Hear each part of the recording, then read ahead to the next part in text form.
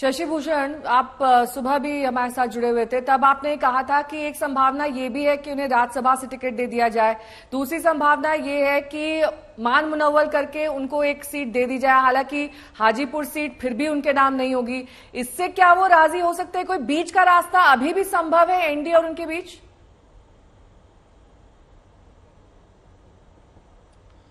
देखिए, अब तो बीजेपी, जैसा विजय कुमार सिन्हा हमको बता रहे थे, अब तो बीजेपी के ऊपर डिपेंड करता है कि बीजेपी का शीर्ष नेतृत्व कैसे इस पर उनको मनाता है, क्या बातचीत होती है। ऐसा नहीं है कि पहले उनको मैसेज नहीं दिया गया होगा, पहले मैसेज भी दिया गया होगा, तमाम बातचीत भी होगी। खुद पशुपति पारस को भी ये मैसेज दिया गया होगा कि आपको लोकसभा में एडजस्ट नहीं किया जा रहा है, या आपके लिए क्या फॉर्मूला गठबंधन में रखा गया है।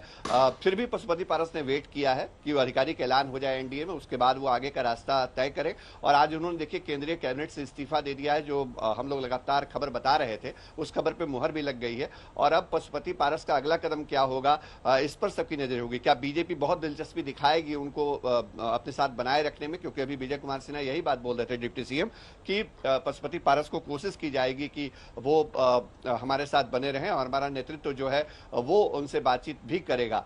लेकिन दूसरे खेमे की बात करें तो जो आरजेडी कैंप से खबर आ रही है कि लालू यादव से उनकी मुलाकात हो सकती है।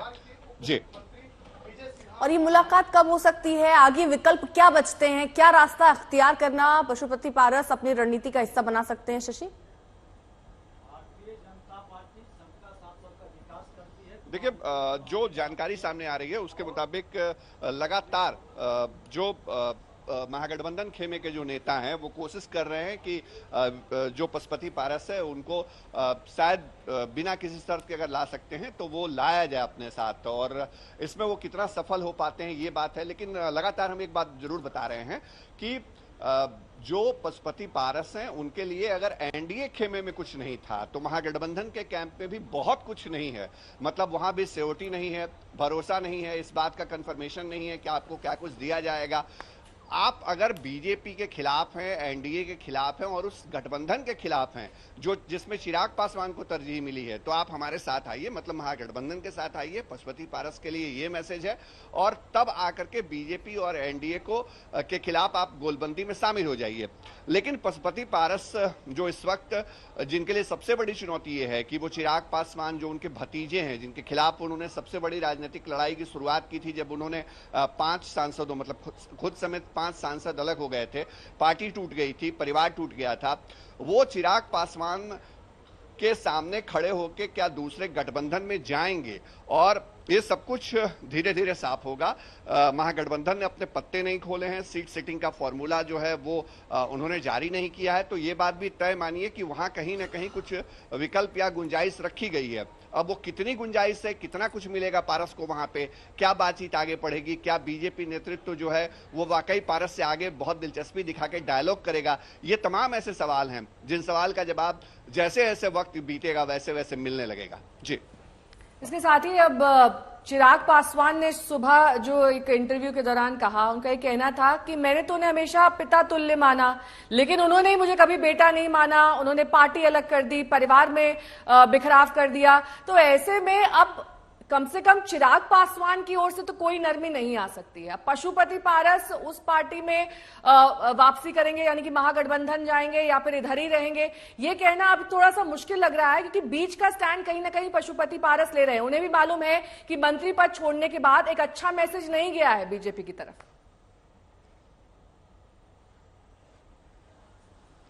नहीं, देखिए, उनकी कोशिश ये है कि किसी तरह कुछ हासिल हो जाए।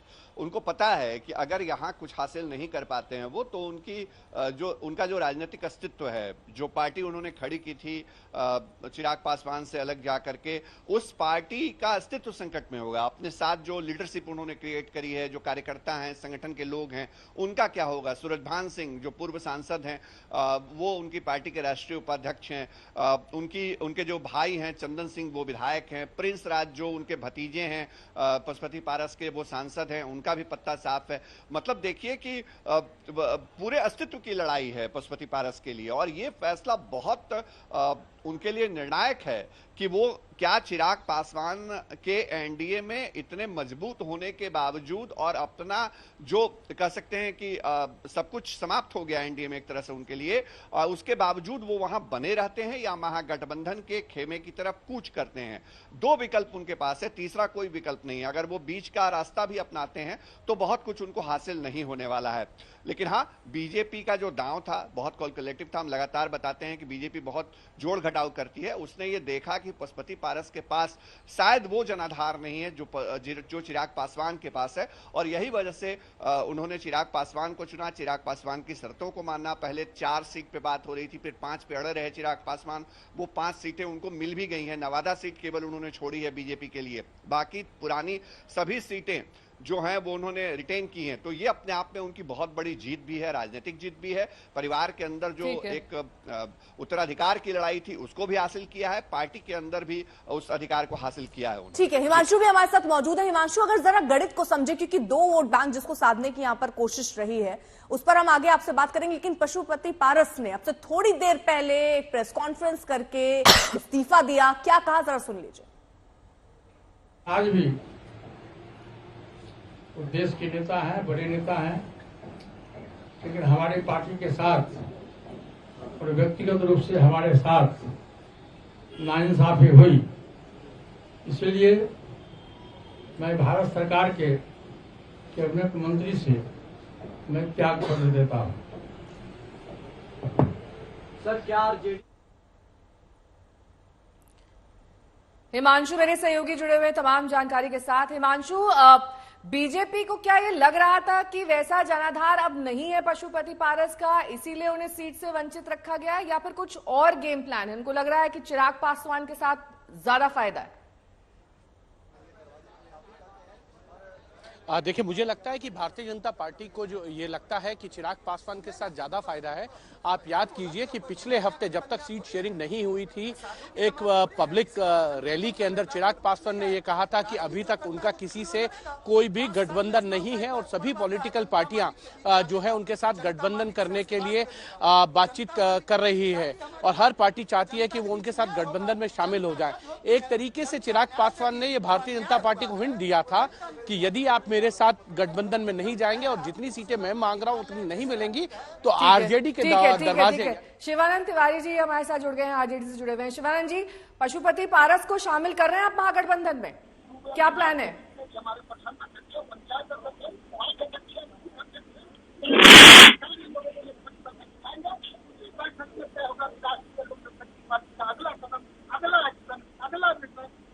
शिवानंद जी, आपको मेरी आवाज मिल रही है?